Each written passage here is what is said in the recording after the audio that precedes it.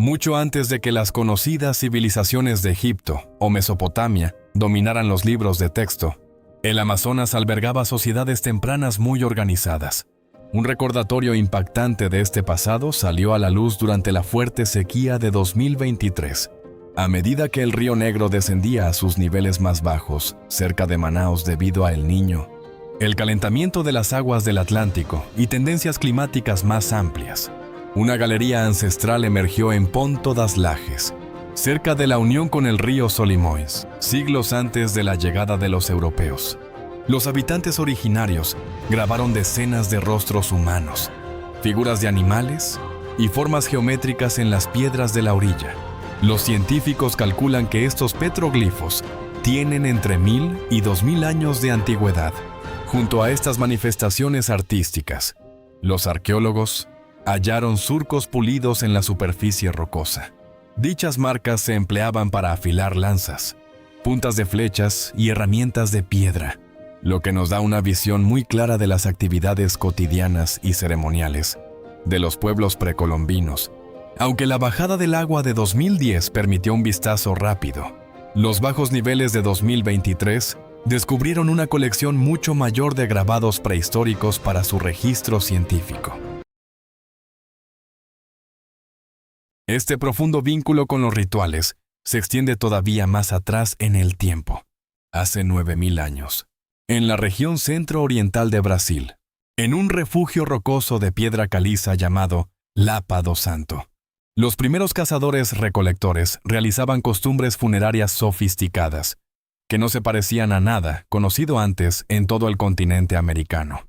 Cuando los expertos del Instituto Max Planck y de la Universidad de São Paulo excavaron la tumba número 26, descubrieron un cráneo, una mandíbula, las primeras 6 vértebras del cuello y las manos colocadas a propósito sobre el rostro, formando una cruz intencional. La datación por radiocarbono ubicó este entierro entre hace 9100 y 9400 años.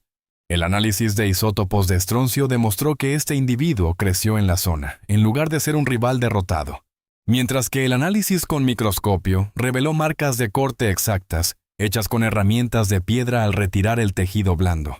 Lapa do Santo presentaba una gran variedad de tradiciones funerarias, que incluían cuerpos enterrados en posiciones muy encogidas y restos cubiertos con tintes rojos. ¿Crees que las pruebas encontradas en Lapa do Santo cambian tu perspectiva sobre los antiguos cazadores-recolectores al demostrar que tenían rituales funerarios complejos mucho antes de lo que imaginabas? Cuéntanos lo que opinas en los comentarios. Mientras los arqueólogos desentierran el pasado de la humanidad, el gran tamaño de la Amazonia sigue alimentando leyendas naturales de nuestra época. En febrero de 2016, obreros de la construcción en la presa de Belo Monte, junto al río Xingu, dinamitaron una cueva y descubrieron lo que los periódicos llamaron de inmediato la serpiente más grande del planeta. El video de una anaconda verde inmóvil entre los escombros se volvió viral enseguida. Las noticias aseguraban que el reptil pesaba 400 kilogramos y medía 10 metros de largo, con un grosor corporal de casi 1 metro. Como no había ningún grupo científico independiente en el lugar, los investigadores tuvieron que revisar las grabaciones. Notaron que la cámara grababa desde ángulos muy bajos, un truco que aumenta el tamaño visual. Al comparar al animal con el camión de plataforma y las correas de sujeción que aparecían en el cuadro, los expertos dedujeron que su longitud real andaba cerca de los 4 o 6 metros. Este sigue siendo un reptil increíblemente gigante, pero queda lejos de los 10 metros, al ser la especie de serpiente más pesada de la Tierra. Las anacondas ganan peso de forma cúbica, por lo que un ejemplar de 9 metros tendría serios problemas corporales para moverse. La anaconda verde más grande registrada científicamente midió 8,4 metros y pesó más de 227 kilogramos. A pesar de las mentiras de Internet, los relatos sobre serpientes de 30 metros han salido en diarios brasileños desde 1944. Al final, esto demuestra que el Amazonas es tan inmenso y desconocido que todavía ignoramos el límite de tamaño real de estos seres en libertad.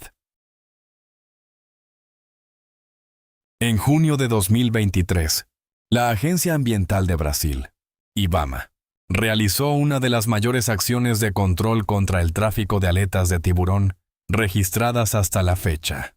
Las autoridades confiscaron cerca de 28,7 toneladas métricas de aletas ilegales, una cifra que, según los cálculos, equivale a la muerte de unos 10,000 tiburones.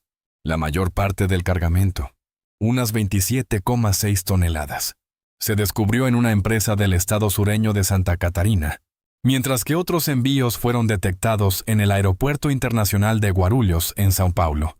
Los análisis genéticos identificaron al tiburón azul y al marrajo común, una especie en peligro de extinción, entre las principales variedades afectadas. Esta retención dejó en evidencia la constante demanda mundial de aletas de tiburón, las cuales alcanzan costos sumamente elevados en los mercados de otros países. El suceso también destapó un desafío de conservación mucho más profundo. Aunque Brasil prohíbe cortar las aletas de los tiburones, sigue siendo uno de los mayores consumidores de carne de este animal en el planeta, en todo el territorio. Estos productos se venden habitualmente bajo el nombre genérico de cação, por lo que muchos compradores desconocen que están adquiriendo carne de tiburón. Los datos indican que Brasil consume decenas de miles de toneladas de carne de escualo cada año, y el tiburón azul representa una parte muy importante de ese total. Los científicos advierten que la explotación masiva de tiburones genera graves problemas ecológicos, al ser grandes depredadores. Ayudan a sostener el equilibrio de los ecosistemas marinos, y su desaparición puede alterar las cadenas alimenticias de todo el océano. El decomiso de 2023 representó un gran triunfo para las autoridades, pero los ambientalistas consideran que es solo una batalla en una lucha mucho más extensa contra el comercio ilegal de fauna silvestre y la sobreexplotación global de las poblaciones de tiburones. ¿Te asombró enterarte de que Brasil es uno de los principales consumidores de carne de tiburón en el mundo, a pesar de tener leyes que castigan el corte de sus aletas y de realizar operativos tan grandes contra este problema? Vamos a platicarlo en la sección de comentarios. En 2011, durante los trabajos de rescate de fauna silvestre vinculados a la central hidroeléctrica de Santo Antônio en el río Madeira de Brasil, unos investigadores toparon con un ser vivo que se asemejaba más a una enorme víbora que a un anfibio, de color oscuro, piel completamente lisa y casi 1 metro de longitud. No se parecía a nada que la mayoría de los biólogos hubieran observado con vida antes. El ejemplar era Atretochuana eiselti, una cecilia, que forma parte de un grupo poco visto de anfibios sin patas, emparentados con las ranas y las salamandras. A pesar de su aspecto físico, no es un reptil. Además, posee una de las anatomías más sorprendentes que se conocen entre todos los animales vertebrados.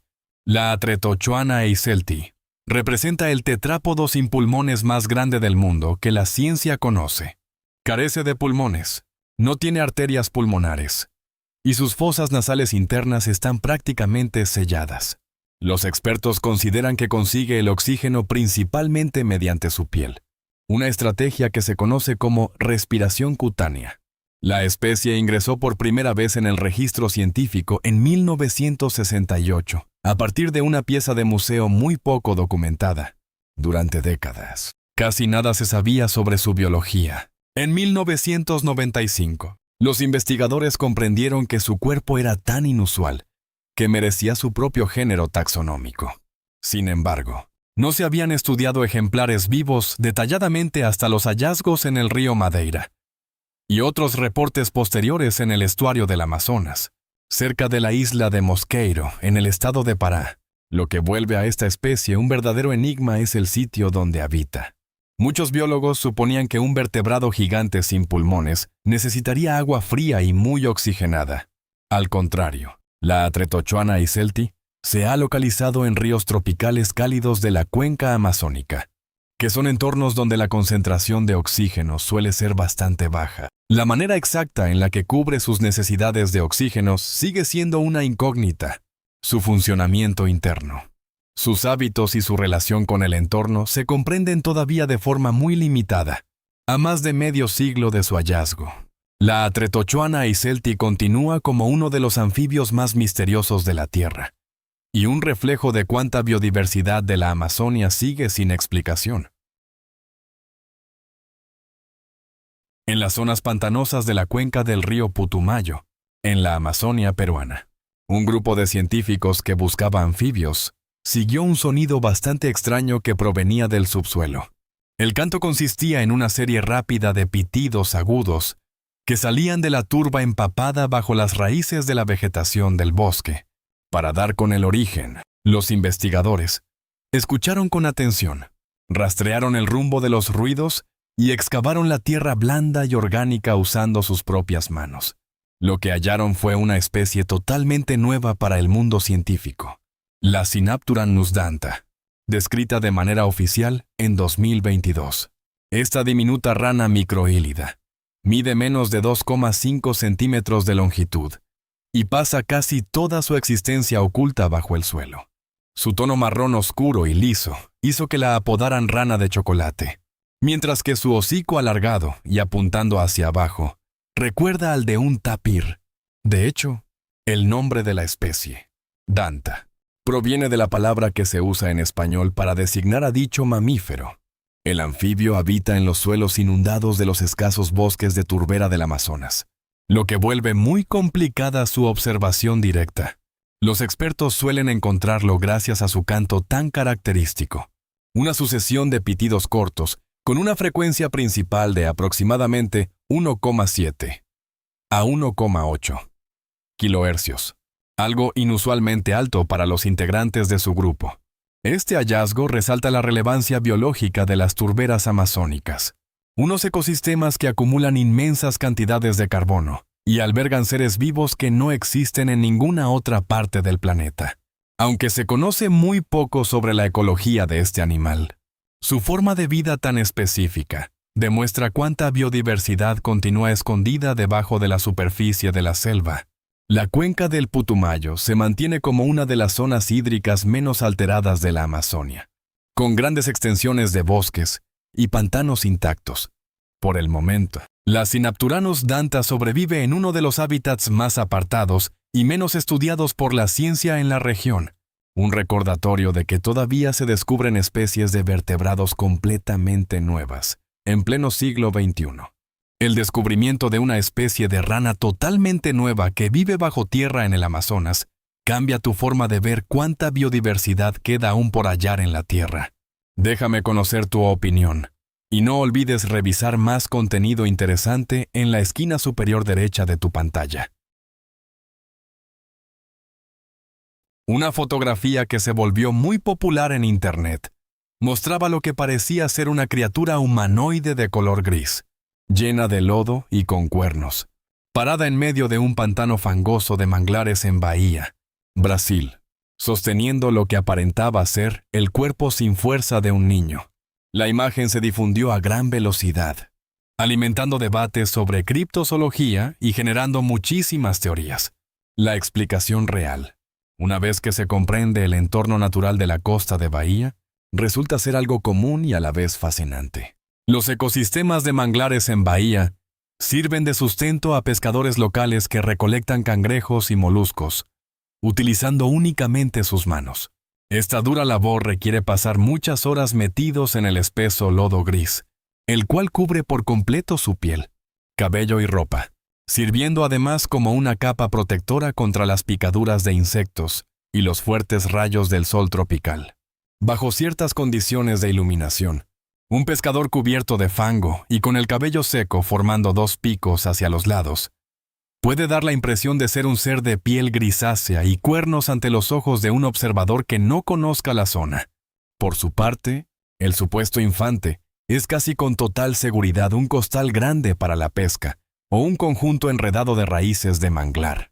Lo que vuelve memorable este relato no es el hecho de desmentir la fotografía, sino lo que sucedió después.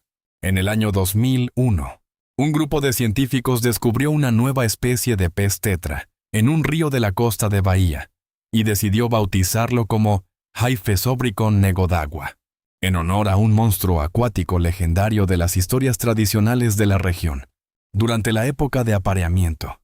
Los machos cambian su color a un negro aterciopelado, coincidiendo con los relatos sobre este ser del río, capaz de transformar su figura. En cierta forma, el mito se transformó en ciencia. El monstruo se convirtió en pez y este pequeño animal mantiene vivo el relato tradicional. A más de 1.100 kilómetros de la costa brasileña se localiza la isla de Trindade, un remoto territorio volcánico en el Atlántico Sur, que destaca como una de las zonas de anidación más relevantes para las tortugas marinas verdes en la región durante décadas. Su lejanía hizo que los científicos la consideraran como uno de los ecosistemas insulares del Atlántico menos alterados por el ser humano. En 2023, un grupo de investigadores de la Universidad Federal de Paraná reportó un hallazgo que demostró hasta dónde llega el impacto de nuestra especie hoy en día. Incrustados en las formaciones rocosas de la costa, descubrieron materiales extraños, compuestos por una mezcla de sedimentos de la naturaleza y restos de plástico derretido. Una gran parte de este plástico parece provenir de redes y herramientas de pesca abandonadas que las corrientes del océano arrastraron hasta el lugar. El equipo científico registró diferentes variantes de estos materiales geológicos artificiales, entre ellos los plastiglomerados, donde el plástico fundido une la arena, las conchas y los fragmentos volcánicos, así como los piroplásticos, que son pedazos desgastados de plástico quemado con apariencia de piedras comunes. De igual forma, detectaron costras de plástico unidas directamente sobre las rocas de la superficie. Los expertos consideran que estas estructuras se formaron cuando el plástico experimentó un calor extremo, posiblemente por fogatas o quemas de basura, antes de integrarse por completo en el suelo de la isla.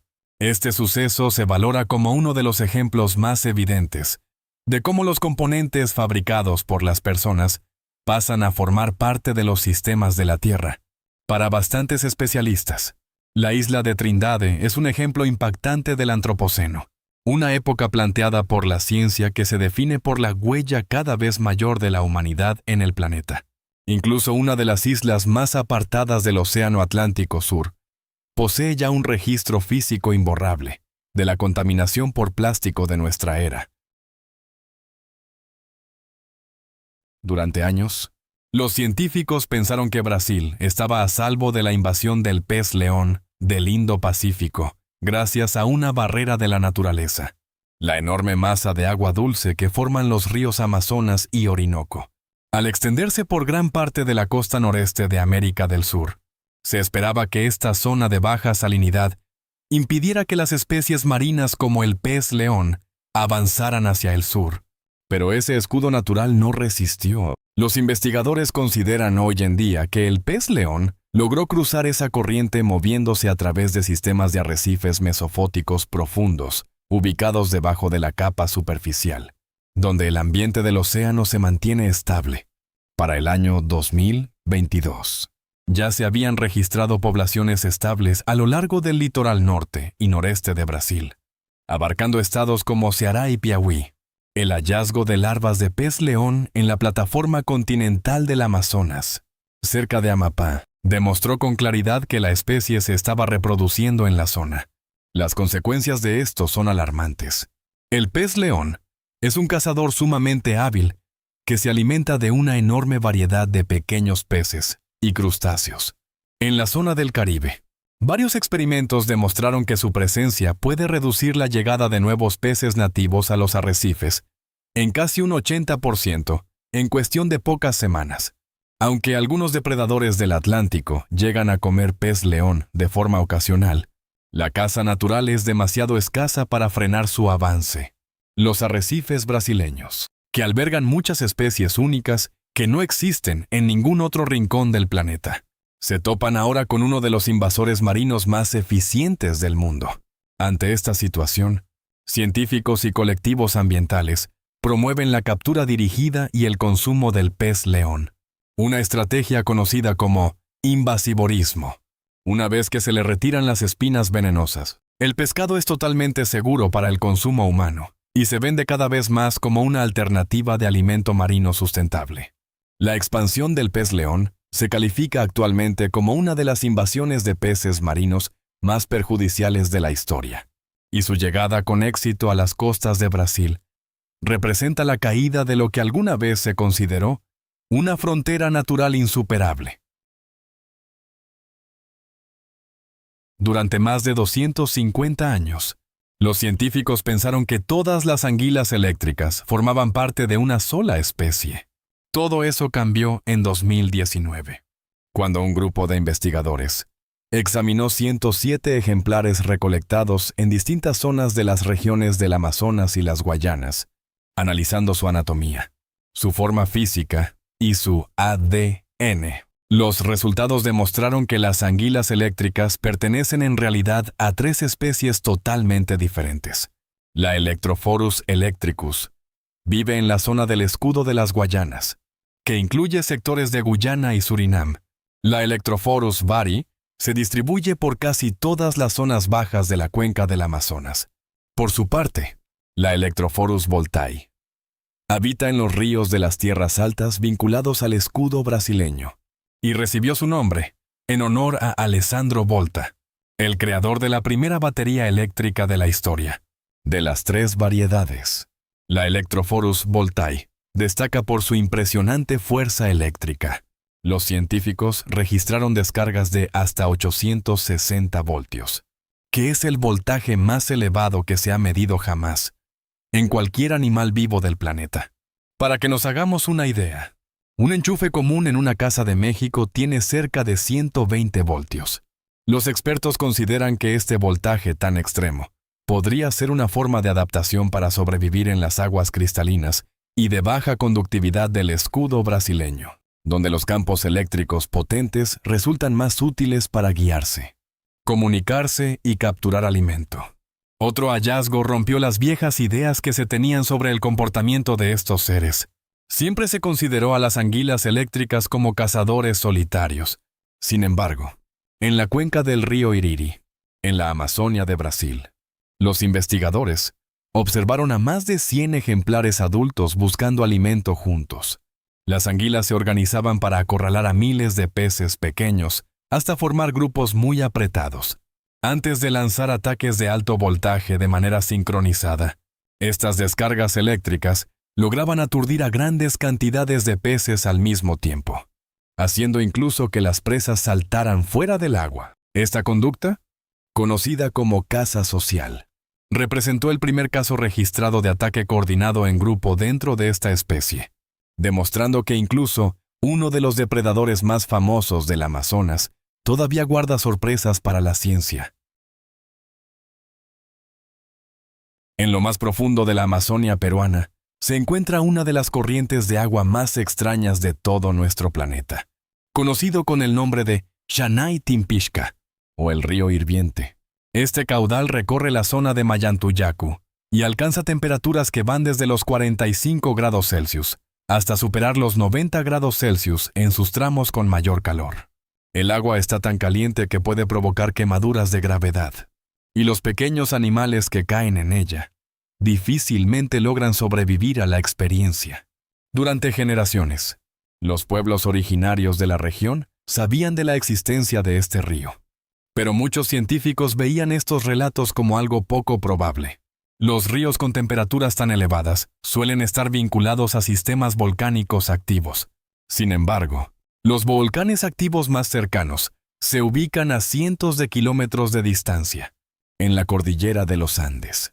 El misterio llamó la atención del geocientífico Andrés Russo, quien ayudó a que la comunidad científica internacional pusiera sus ojos en este lugar. Los estudios de geología señalan que el río se calienta por un sistema hidrotermal alimentado por fallas, y no por la actividad de los volcanes. El agua de las lluvias se filtra a gran profundidad bajo el suelo, a través de grietas en la corteza de la tierra.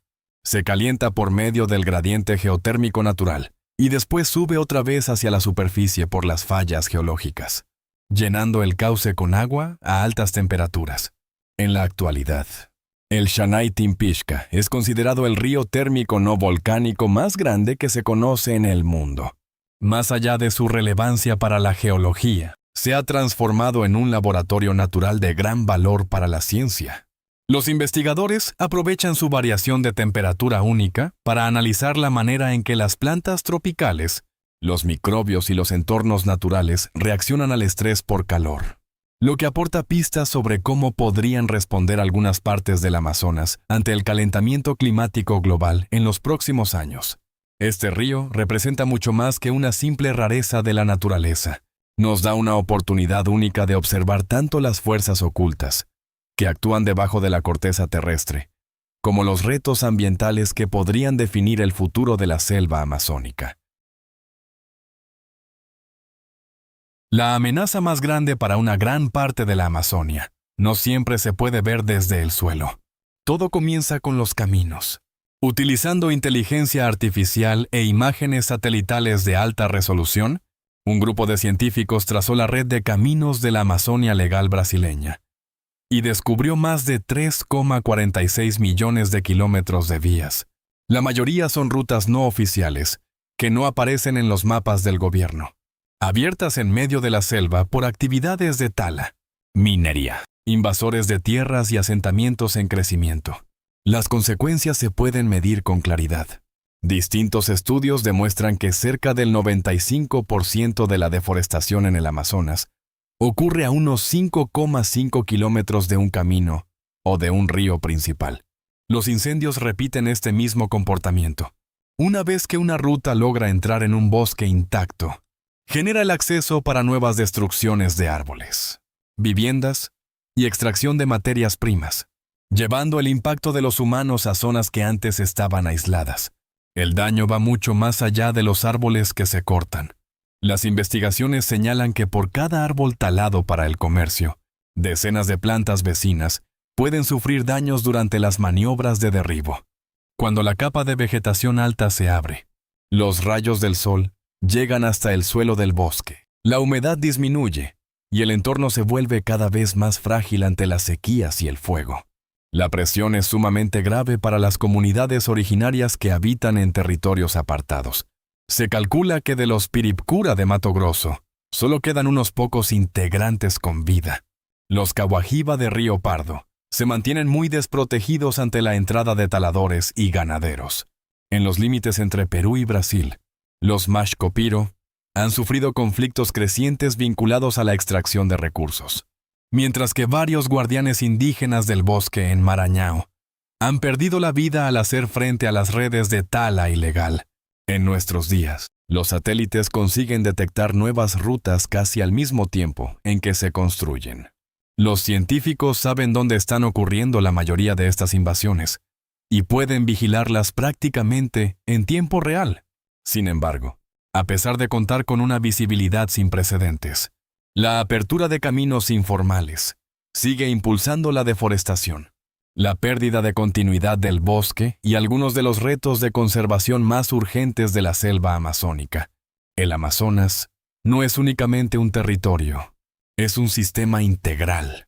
Es un registro vivo de la historia evolutiva, humana y geológica de nuestro planeta, donde todo se junta en un espacio tan gigantesco y complejo que, incluso después de siglos de exploraciones, seguimos descubriendo cosas que rompen las ideas que teníamos establecidas. Si te gustó el video de hoy, no olvides presionar el botón de me gusta, suscribirte al canal y activar la campana de notificaciones para que no te pierdas nuestros próximos viajes por el mundo. Esperamos que hayas disfrutado de este contenido tanto como nosotros disfrutamos al prepararlo. No pierdan el próximo video.